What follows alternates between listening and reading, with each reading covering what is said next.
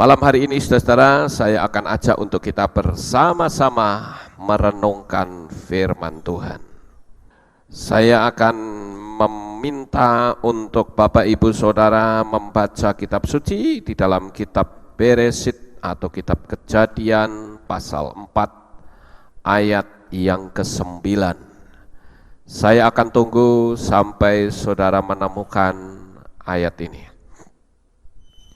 Kejadian atau Beresit 4 ayatnya yang ke-9.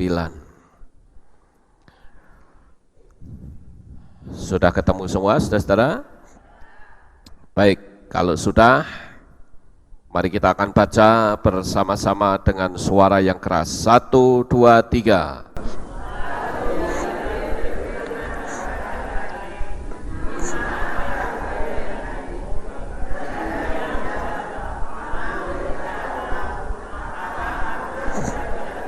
Iya, puji Tuhan. Sampai di sini dulu, saudara-saudara.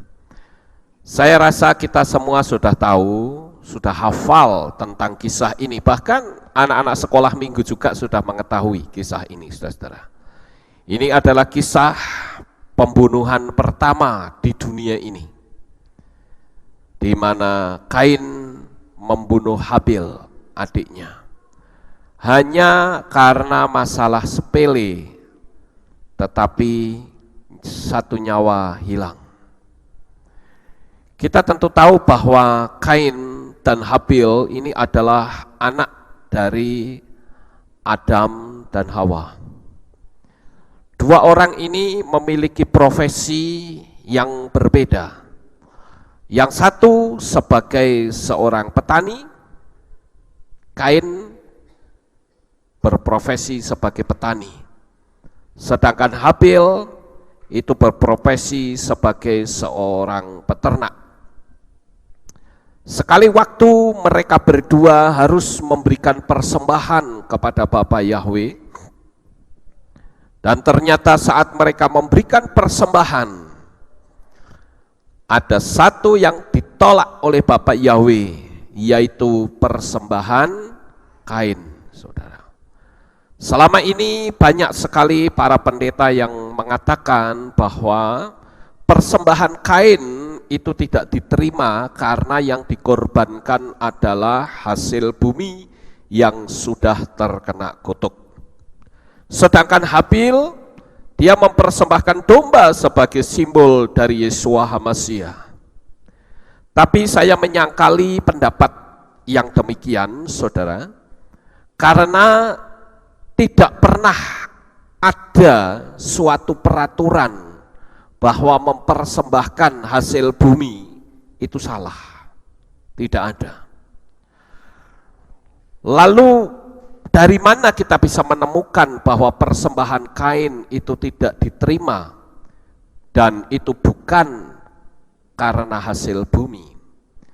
Ketika kita membaca kitab suci berbahasa Ibrani, maka di situ kita akan menemukan satu ayat yang cukup lengkap, di mana Kain mempersembahkan persembahan kepada Tuhan.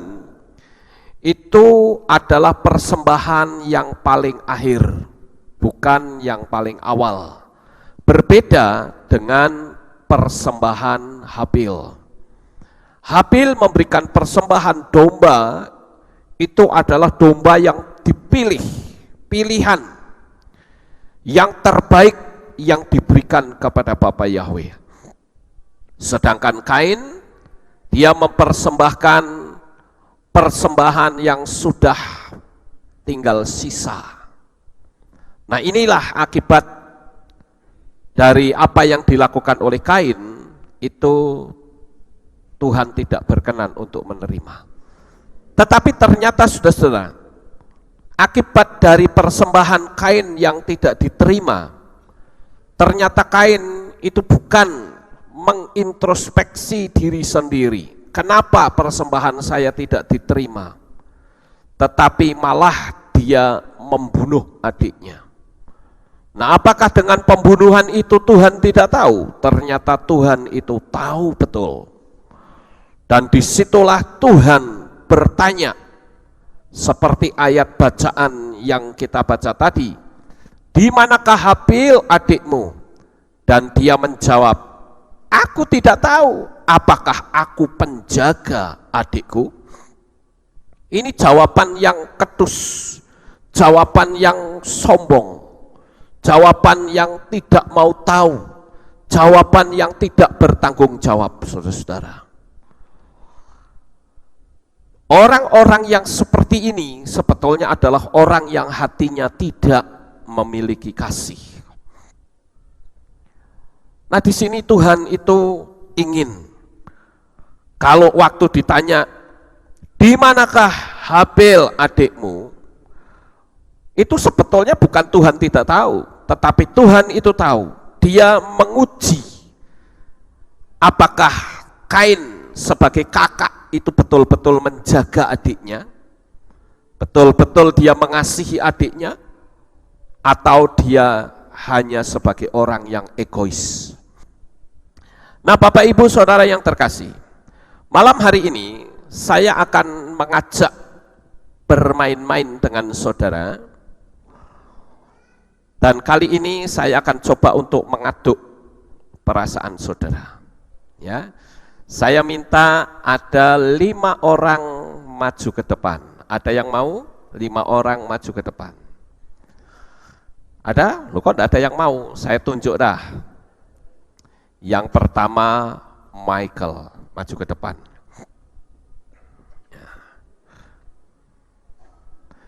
Yang kedua siapa ini ya? Saudara Darwoto. Saya nanti akan kasih pulpen kepada mereka, itu baru 2 ya. Yang ketiga sekarang adalah siapa nih kira-kira? Pak Hendra.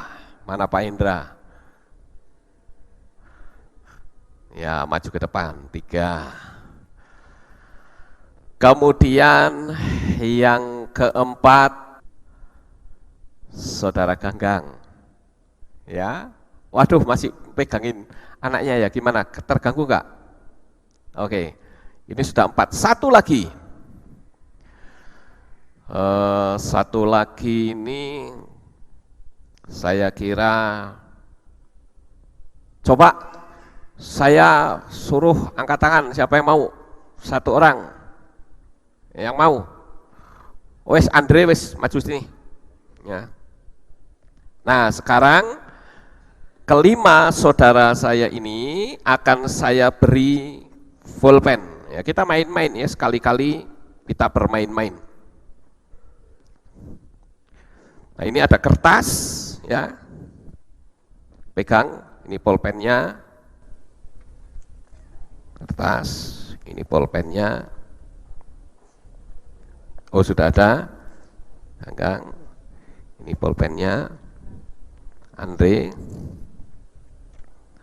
ini pulpennya. Oke, sekarang tulislah 10 orang yang benar-benar dekat dengan hati saudara. 10 orang. Nama mereka yang paling dekat. Boleh suami, boleh kalau suami ya enggak deng. Boleh istri, ya. Boleh anak, ya siapa sajalah. Boleh kekasih, ya. Kalau si Andre pasti kekasih nih ya. Ya, coba kita main-main perasaan. 10 orang yang saudara anggap itu orang yang paling dekat dengan hati saudara. 10 orang ya, tulis nama mereka satu persatu. 10 orang itu. Bukan saudara tulis anak gitu, kalau anaknya 5 gimana tuh ya, harus 1 ya, harus 1. Saya kasih waktu sampai 10 nama itu tercantum di situ. Kalau sudah, nanti kasih tahu saya. Boleh dipikir dulu, boleh. Ya. Kira-kira 10 orang itu yang paling dekat itu siapa kira-kira? Wah, mungkin saya pikir istri saya yang paling dekat, tulis. Wah, saya pikir, tapi yang masih hidup ya, jangan yang sudah meninggal. Ya. Misalnya almarhum orang tua itu tidak ikut hitungan, hanya orang yang masih hidup. Tulis 10 orang yang betul-betul ada di hati saudara.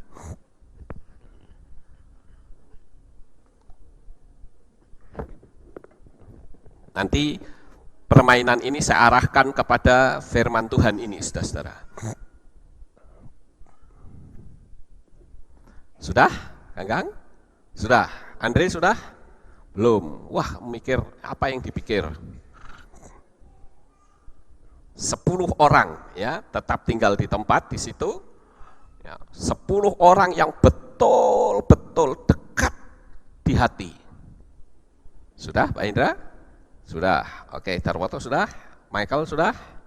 Belum. Ya wes. Michael sama Andre belum. Selesaikan dulu. 10 orang yang paling dekat. Paling dekat di hati. Banyak ya, 10 orang ya. Waduh. Kalau satu gampang, ini 10 loh. Michael sudah? Andre sudah?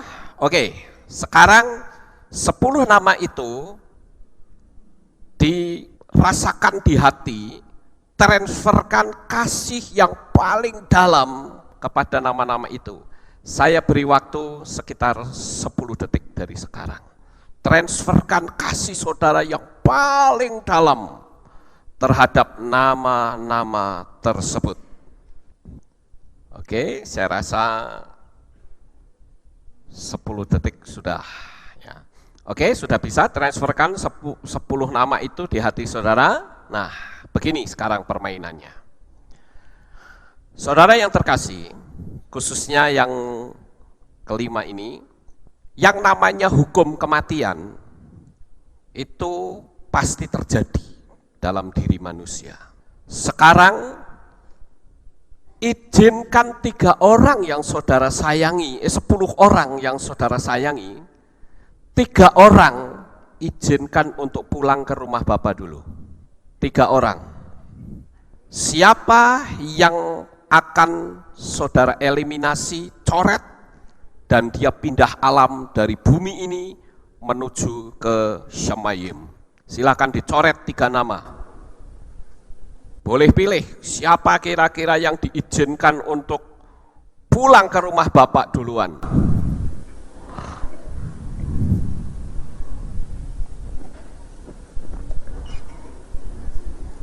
Mencoret 3 nama, lama sekali ya. Siapa yang diizinkan untuk pulang ke rumah Bapak? Saudara tahu maksud saya nggak ini? Ya, pulang ke rumah Bapak itu apa? Nah, itu dia. Ya, ya. Sudah semua? Ya, jangan manggut-manggut. Ini berat loh ya. 3 nama dieliminasi dari dunia ini. Pindah ke rumah Bapak. Sudah, Michael?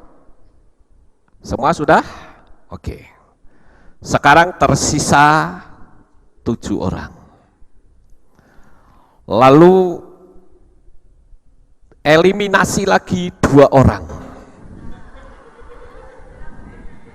Suruh pulang ke rumah Bapak. Loh, tadi kan saya bilang, saya mau main-main dengan perasaan saudara. Eliminasi 2 orang lagi, pulang ke rumah Bapak. Ya namanya juga manusia hidup kan sekali waktu mesti mati kan. Siapa yang harus disuruh pulang terlebih dahulu?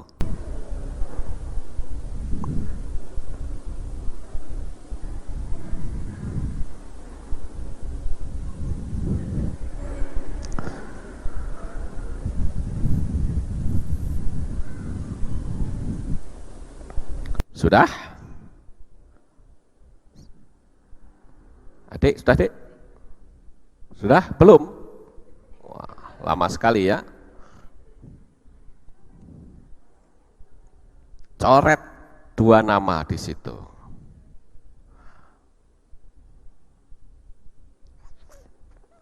Rupanya mencoret nama itu juga sulit. Ya, tidak semudah yang kita bayangkan. Tadi sudah 3, sekarang 2, jadi berapa? 5. Masih tersisa berapa? 5. Sudah semua? Sudah? Oke. Sekarang coret 2 lagi nama itu.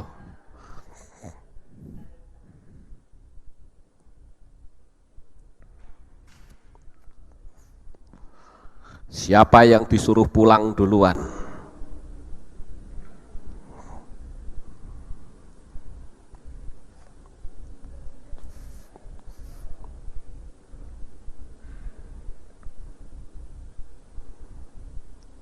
Sudah semua? Saudara bisa merasakan sudah kehilangan berapa orang yang saudara kasihi? 7 orang. Rasanya bagaimana coba? Berat sekali ya. 7 orang. Tinggal berapa? Tinggal 3. Sekarang biarkan tersisa 1. Berarti coret 2 lagi. Sudah? Pak Indra sudah? Sudah. Darwoto sudah? Berat ya. Ya inilah saya bilang, ini kita mau main-main perasaan orang. Ya. Berat, memang berat. Tapi kan namanya perjalanan hidup kan harus pulang, betul nggak saudara? Nah makanya siapa yang diizinkan pulang duluan? Berat memang, tidak semudah yang kita pikirkan. Sudah, Darwoto? Sudah, Michael sudah? Sekarang Michael sebut nama yang terakhir, statusnya sebagai siapa? Ya.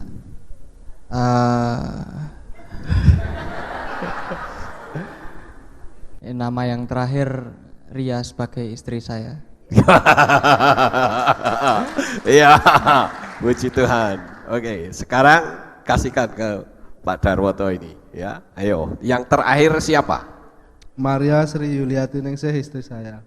Ya, Pak Indra? Abel, cucu saya. Wah, oke. Sekarang Evi Yuliani, istri saya. ya, Andre? Obed, sahabat saya. Wah. Oke, baik, mic-nya bawa sini. Ya. Oke, sekarang beri tepuk tangan terlebih dahulu. Ya, silahkan kembali ke tempat masing-masing. Apa sih arti dari permainan ini, saudara? Artinya adalah yang namanya orang mengasihi itu tidak siap untuk ditinggal. Betul, saudara? Jadi saudara bisa lihat bagaimana sikap dari Kain ini. Tapi sebelum kita lanjut, kita doa netralisir dulu ya. Saya rasa energi duka itu menyusup ke saya ya. Oke, kita berdoa dulu. Bapa, terima kasih Tuhan. Malam hari ini kami menyadari betapa kasih itu sangat luar biasa. Kami tahu kami tidak siap untuk ditinggal orang yang kami cintai. Kami tidak mampu ya Tuhan, bahwa perjalanan hidup kami ternyata tidak bisa berjalan sendiri tanpa ada orang-orang yang kami kasih, yang kami sayangi. Oleh karena itu kami menetralisir semua yang kami pakai untuk permainan ini dalam nama Tuhan Yesus HaMasiah. Semua akan netral dan kembali ke posisi yang semula. Dalam nama Tuhan Yesus HaMasiah kami berdoa. Amin. Haleluya. Ya, saudara-saudara. Nah, dari hasil apa yang saya sampaikan tadi, ternyata ada hati saudara yang betul-betul diserahkan kepada orang yang saudara sayangi. Kenapa saya katakan tersisa 1? Dan kalau kita perhatikan, saya ambil contoh misalnya, Michael. Michael menyisakan Ria sebagai teman hidup. Bisa nggak kira-kira sekali waktu Ria menyakiti? Bisa saja. Bisa nggak sekali waktu mengecewakan? Bisa saja. Tetapi yang namanya komitmen itu tidak bisa dipungkiri. Yang namanya komitmen itu apapun tantangan dan hambatannya, dia harus tetap konsisten. Saudara Ganggang menyisakan istri. Pak Hendra menyisakan cucu. Bukan istri loh, cucu tadi ya. Ya. Tapi jangan tersinggung ya Bu, maaf. Ini hanya permainan saja. Ya, hanya permainan, sebuah kejujuran hati, ya, di mana orang-orang pasti punya alasan mengapa orang ini yang saya sisakan. Tapi jangan sampai nanti begitu sampai Roma lalu ribut. Nggak boleh. Ya ini cuma hanya mainan saja, ya permainan. Nanti sampai Roma nggak boleh ada loh. Kenapa aku tidak disisain? Jangan begitu. Ini cuma hanya main-main saja, ya. Jadi kenapa disisakan? Itu pasti ada alasan. Yaitu paling menyenangkan, ya, paling membuat dia bisa bahagia, gitu kan?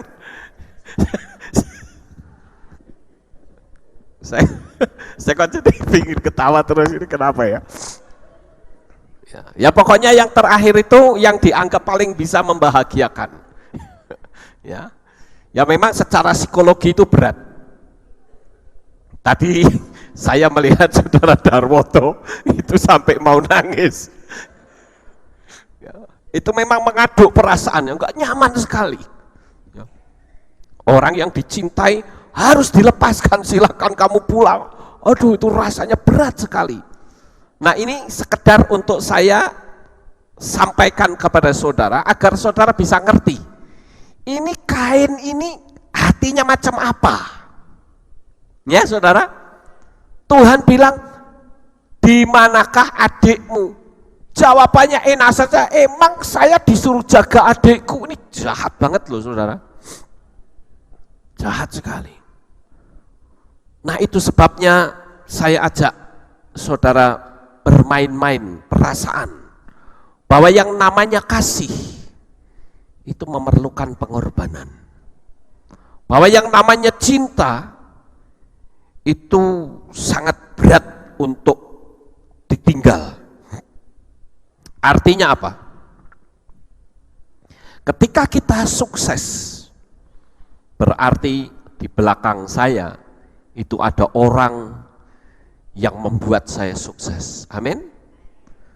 Tidak heran apabila kita melihat ada orang pacaran yang sampai putus jadi masuk RSJ. Tidak heran saudara, karena itu betul-betul mengaduk-aduk perasaan dan itu sangat tidak nyaman di hati. Nah saudara yang terkasih, kalau kita melihat di sini, ya, tulislah 10 nama yang kamu anggap paling dekat di hatimu. Kata 10 nama saja berarti saudara sudah mengeliminasi ratusan orang. Betul nggak saudara? Baru saya mengatakan 10 nama, sudah ada ratusan orang yang tereliminasi, yang tersingkir, nggak masuk hitungan. Belum lagi ketika saya katakan kurangi, waduh itu berat, luar biasa berat. Tahukah saudara, bahwa permainan tadi itu bisa betul-betul terjadi. Artinya apa? Bukan urutan-urutannya tadi, bukan. Tetapi artinya adalah mereka yang kita cintai betul-betul akan pergi. Betul-betul akan meninggalkan kita.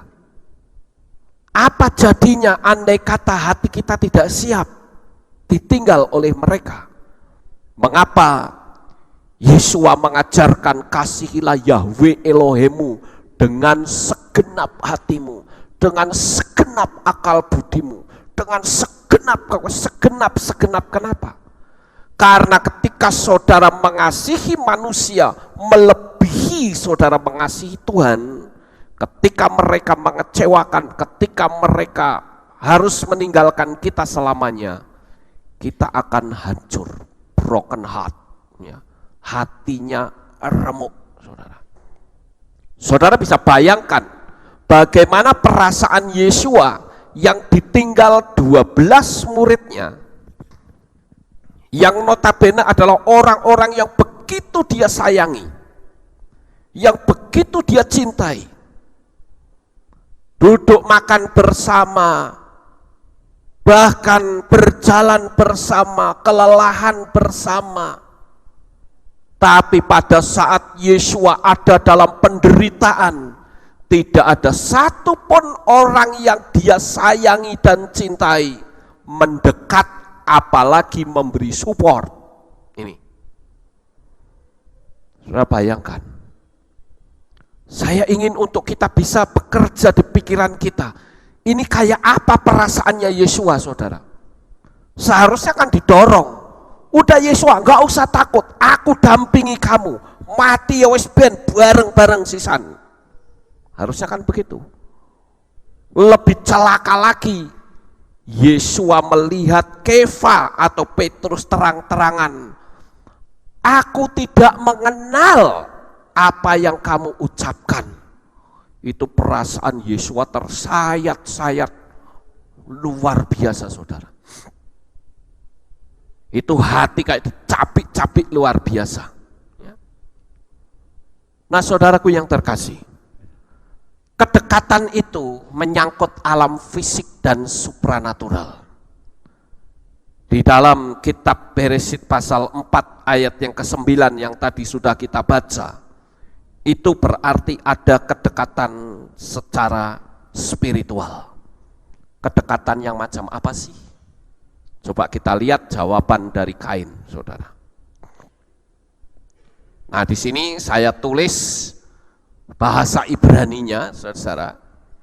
Dikatakan ini dari sininya, Wayomer Yahweh El Kain Ehevel Ahika Wayomer Lo Yadati Hasomer Ahi Anoki. Perhatikan kata Hasomer. Apa sih kata Hasomer ini sebetulnya? Hasomer itu artinya menjaga. Apakah aku penjaga adikku?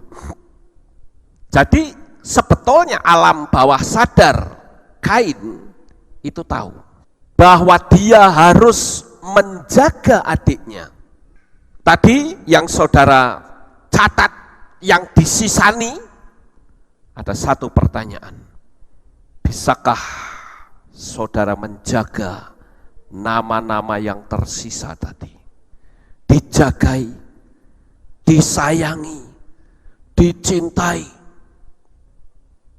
Walaupun status cinta dan kasih sayang itu tetap harus berada di bawahnya Yesua.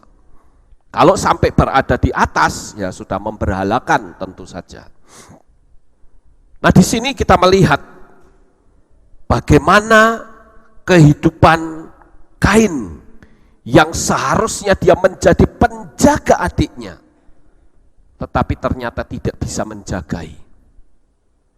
Dan itulah kenapa ketika Habil mati, disitulah darahnya menuntut, saudara. Sekarang saya akan bahas tentang arti menjaga. Saya pikir cukup menarik ya kata menjaga ini. Karena kata hasomer ini, menjaga, ini memiliki arti yang luar biasa. Ini huruf-huruf Ibrani ini, yang terangkum dengan kata hasomer, ini memiliki spesifikasi yang luar biasa. Artinya apa? Kalau kita menjaga itu yang macam apa? Menjaganya itu macam apa? Yang pertama adalah, ini huruf apa? He. He ini dalam bahasa Ibrani itu artinya window atau jendela. He itu juga artinya hembusan nafas. Nah, berbicara tentang window dan hembusan nafas, itu memiliki arti, window itu jendela, yaitu memberi wawasan dan pengetahuan sebagai nafas kehidupan. Kalau saudara wawasannya pendek, apalagi dalam dunia supranatural, saudara tidak memiliki wawasan yang dalam, saudara akan mudah digulingkan. Kita harus punya wawasan yang luas, apalagi dunia internet itu begitu luas. Nah, itu sebagai nafas dalam kehidupan kita. Tapi kalau kita tidak punya pengetahuan apa-apa, saudara perhatikan dalam kitab Hosea, my people are destroyed for lack of knowledge. Umatku hancur karena kurang pengetahuan. Pengetahuan apa? Bukan cuma pengetahuan secara sekuler, tetapi juga pengetahuan tentang supranatural atau ketuhanan kita. Saudara yang terkasih, di dalam perjalanan hidup kita ini, kita perlu sekali yang namanya pengetahuan. Kemarin hari Minggu kita kedatangan tamu, saudara, atau jemaat baru yang disuruh maju. Mereka dari Muslim, ada 3 orang. Yang 2 ini suami istri, dia sudah menerima Yesua cukup lama, tapi dia belum berani. Akhirnya dia mengambil langkah untuk saya harus berani. Walaupun pada waktu itu sembunyi-sembunyi, akhirnya ketahuan mertuanya. Akibatnya disidang. Tetapi ternyata dia tidak kodal. Apa itu tidak kodal? Tidak menyerah, ya. Tapi tetap beriman kepada Yesua. Dan luar biasanya orang yang menyidang hari Minggu kemarin datang bersama menantu dan anaknya ini. Saya berbincang-bincang dengan beliau ini selesai ibadah pagi sampai 10:30, bayangin saudara. Kebaktian kita jam 6 sampai jam 8. Begitu selesai, dia ada di depan, dia bilang, mama saya mau ketemu Pak Lukas. Oh silahkan, mampir ke kantor ya, nanti saya temui di kantor, saya tak beresin yang ada di sini. Setelah saya memberes kitab suci saya pergi ke kantor. Kami berbincang-bincang hingga sampai 10:30 siang, saudara. Saya tanamkan pengetahuan-pengetahuan dasar dan pengetahuan-pengetahuan dunia supranatural. Nah ini kalau mereka punya pengetahuan, akhirnya apa?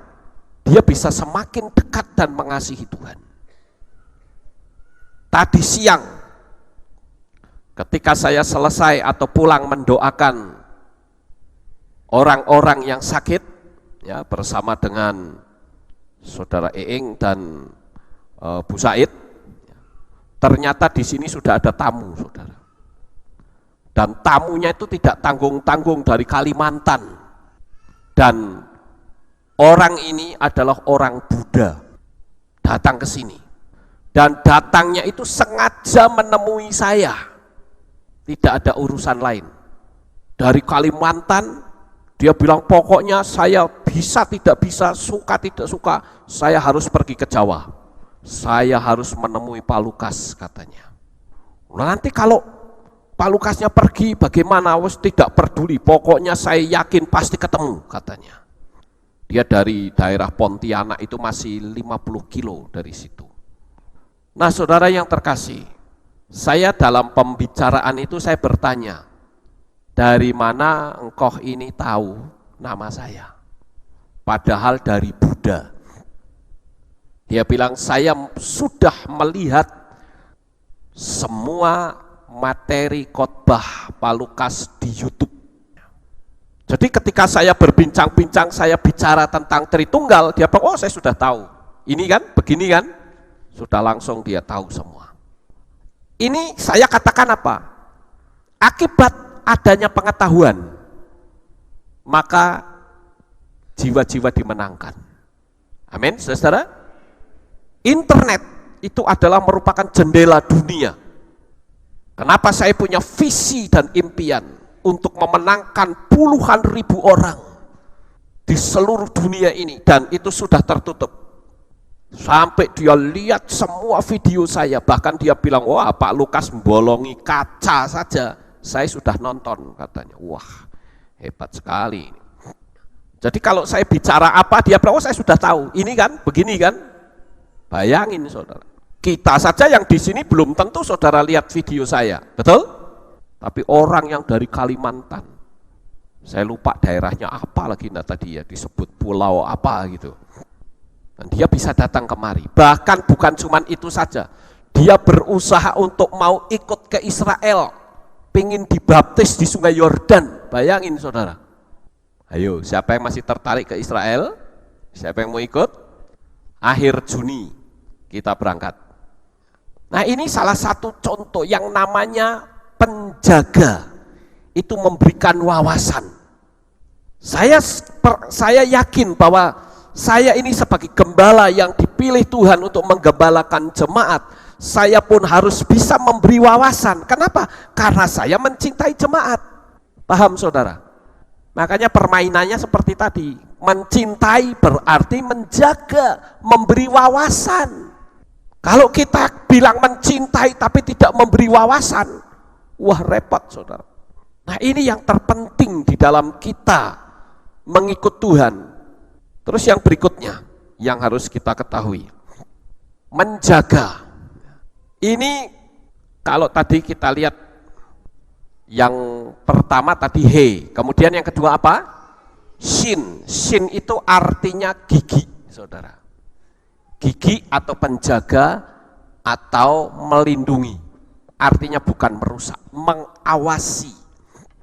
Seperti misalnya tadi, nama yang terakhir yang dipilih Michael adalah Ria.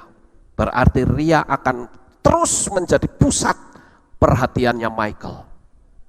Ketika Pak Hendra memberikan nama yang terakhir adalah Abel, maka Abel akan selalu disorot oleh Pak Hendra. Ya, dijagai, dilindungi, dipelihara. Jadi secara fisik saudara akan menjaga, tetapi bagaimana dengan dunia supranatural? Apakah saudara mendoakannya pada saat sakit, pada saat lemah? Ini yang harus kita ambil sikap. Kalau betul engkau mengasihi orang yang terakhir, berarti engkau harus mendoakan setiap saat. Itu yang namanya mengasihi. Mengasihi berarti mendoakan. Mengasihi berarti melindungi, menjaga, mengawasi, membentengi, supaya jangan sampai ada serangan yang datang dari luar. Jangan sampai ada kuasa-kuasa lain yang merebut dia dari tangan saudara. Itu sebabnya kenapa saya terus berdoa membentengi saudara.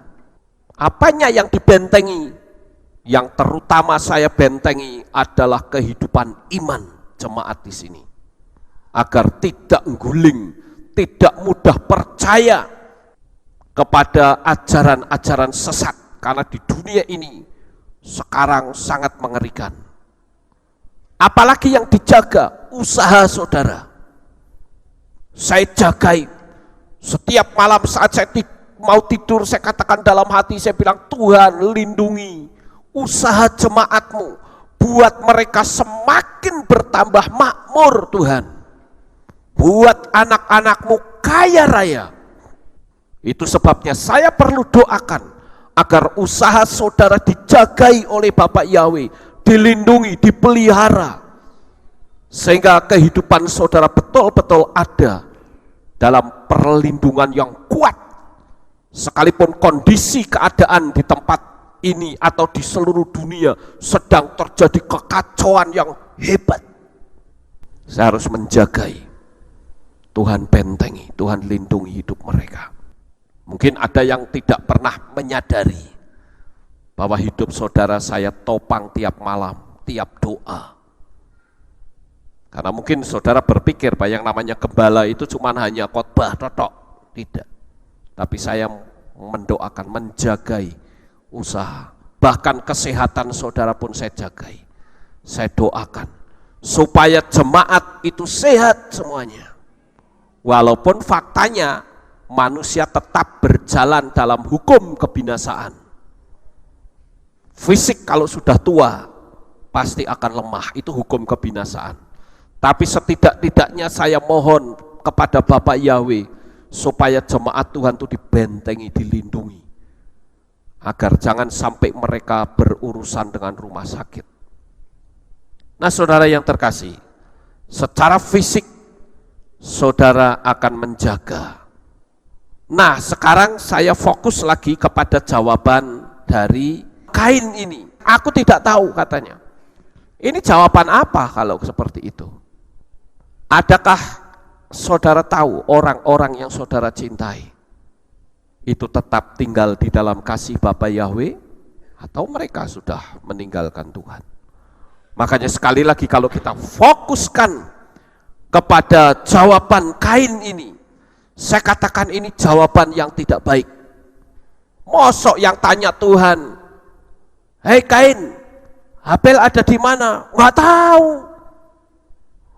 Wah, orang tuh kalau dijawab nggak tahu, itu nggak nyaman loh saudara hati saya.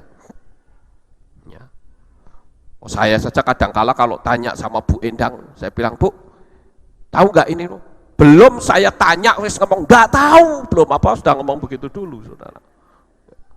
Harusnya kan saya tanya, "Bu, gelas ini di mana?" Sampai berhenti toh, baru ngomong menjawab tidak tahu. Lah baru saya bilang, "Bu, ini nggak tahu." Lu apa-apa ngomong tidak tahu, ngeluh saya, saudara. Jawaban yang tidak tahu itu bikin susah, saudara. Coba saja kalau ya saya senang sekarang Afram cucu saya itu sudah mulai bisa nulis. SA, sah, TU, tuh, jadi satu. Ada orang yang ditanya, PI, pi, PA, pa, cangklong katanya. Jawabannya nggak nyambung, saudara. Nah ini saya katakan bahwa yang namanya menjaga itu harus bertanggung jawab. Saudara bertanggung jawab atas orang-orang yang paling saudara sayangi. Amin. Jangan lalu dianggap masa bodoh. Nggak boleh seperti itu. Kemudian yang berikutnya masih kata menjaga. Kita ambil kata mem. He, shin, mem, res. Ya, ini mem. Mem itu artinya air. Mayim itu air. Ya. Air itu artinya memberikan kesejukan, memberikan kenyamanan, memberikan kehidupan. Bisa nggak saudara memberikan kenyamanan kepada orang yang betul-betul saudara cintai? Atau sebaliknya, saudara bikin dia marah. Berat ya saudara, kata menjaga saja ini jadi kemana-mana dah. Karena ternyata ini kategori Tuhan dalam menjaga umat manusia. Kenapa kadangkala kita lepas dari penjagaan Tuhan? Karena kitanya lari, nggak bisa tenang. Saya kadangkala pusing juga kalau menjaga Afram. Ya, baru dimandiin, saya dudukkan sudah lari ke sana, lari ke sini. Waduh, saya takut nanti kalau loncat jatuh bagaimana? Saya harus menjaga. Apalagi saya terus terang kalau sama anak-anak kecil itu saya senang sekali, saudara. Karena bagi saya anak kecil itu polos, tulus. Beda sama orang tua. Kalau orang tua bukan tulus tapi bulus. Iya toh. Kalau kecil tulus. Kalau sudah dewasa bulus. Pikirannya hanya kepada fulus. Jadi kalau saya pikir anak-anak itu tulus. Saya suka sekali dengan anak kecil. Cuman ya ini, kadang yang dijaga ini, wah, lari serondol, waduh, repot saudara. Kadang saya yang jaga kalah cepat, kalah lincah. Mau dipegang saja sudah langsung gebes gini, wah repot saudara. Nah kenapa kadangkala penjagaan Tuhan seolah-olah tidak ada? Bukan tidak ada, kitanya yang keluar dari penjagaan Tuhan, paham? Ya, Tuhan bilang, nak jangan ke situ nak, melayu wes rondol ke sana. Ya akibatnya ya kita sendiri yang celaka. Jadi kita sebagai anak-anak Tuhan itu harus menyadari bahwa kita harus memberikan penjagaan, memberikan kesejukan, kenyamanan, baik dari tutur kata, baik pula dalam kehidupan sehari-hari. Berikan orang-orang yang saudara cintai itu kesejukan dan kenyamanan. Sekarang kalau saya tanya, apa sih kesalahan Habel? Kok harus dibunuh? Hanya karena persembahannya Kain tidak diterima? Ya kalau mau salah, salahkan Tuhan dong. Ya toh? Salahnya sendiri, nyalain orang lain lagi. Iri hati, itu kan tidak memberi kenyamanan. Yang disebut kakaknya itu harus memberi perlindungan kepada adiknya, memberikan kenyamanan, memberikan kesejukan, memberikan air. Tetapi yang diberi adalah api, bukan air. Nah ini yang berbahaya saudara. Maka saya ingin jemaat Tuhan di sini, ayo kita harus saling mengasihi, memberi kesejukan, amin. Saling tolong menolong, saling membantu. Kalau misalkan saudara melihat ada orang yang kelotean, tahu Magelang kelotean? Kelotean itu repot. Ya kita jangan ungkang-ungkang kaki, itu bukan urusan saya, yang nggak boleh juga. Kalau kita memang ada kasih, aduh ini orang kok kerepotan, bantuin, tolong. Karena apa? Sekecil apapun yang kita lakukan untuk orang lain, sekecil apapun yang kita lakukan untuk memberikan pertolongan kepada orang lain, Tuhan yang akan membalas nantinya. Walaupun Tuhan membalas tidak melalui orang itu, tapi melalui orang lain. Saudara paham itu? Cuman kadangkala kitanya yang tidak mau, tidak memberikan kesejukan, kenyamanan. Ya. Nah ini yang repot saudara-saudara. Kemudian yang berikutnya adalah rest. Rest ini artinya kepala. Kepala ini berbicara tentang pemimpin atau leadership, membimbing. Berapa banyak di antara kita yang kadangkala kita tidak bisa membimbing orang lain, tapi hanya mau senengnya dewek, saudara. Cobalah berikan bimbingan, agar supaya orang lain yang tidak ngerti diberitahu.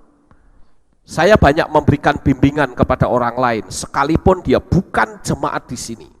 Saya sering memberitahu, khususnya bagi mereka yang kesulitan finansial. Saya beritahu cara-caranya, bagaimana hidupmu bisa diberkati oleh Tuhan. Kalau kita tidak tahu cara-caranya, kita akan hidup sebagai manusia yang biasa-biasa saja. Tetapi orang yang ngerti caranya, dia akan bisa melangkah dengan baik dan hidup yang nyaman. Nah, saya mau jemaat Tuhan di tempat ini memiliki pengalaman-pengalaman hidup yang hebat bersama dengan Bapak Yahweh, amin. Dan saya ingin seluruh jemaat memiliki jiwa leadership. Saudara bisa membimbing orang-orang yang saudara cintai, orang-orang yang saudara sayangi, bukan seperti Kain yang bisanya hanya egois, nggak suka main pukul, nggak suka main hajar. Nah, itu kan nggak baik seperti itu. Jadi saya berharap saudara yang terkasih, pembelajaran ini akan menambah wawasan saudara akan apa arti pertanyaan Tuhan, dan Kain yang ngerti bahwa jawabannya adalah menjaga. Lalu dia berkata, emangnya aku penjaga adikku? Nah, ini kan sudah nggak beres. Seolah-olah itu lepas tanggung jawab, bukan urusan saya. Ini jahat sekali Kain, saudara. Tapi malam hari ini, saya percaya jemaat Kehilat Aleph Tau adalah jemaat Tuhan yang baik. Sukses besar untuk saudara, Bapak Yahweh memberkati. Haleluya. Kita tunduk kepala, tim musik naik ke atas.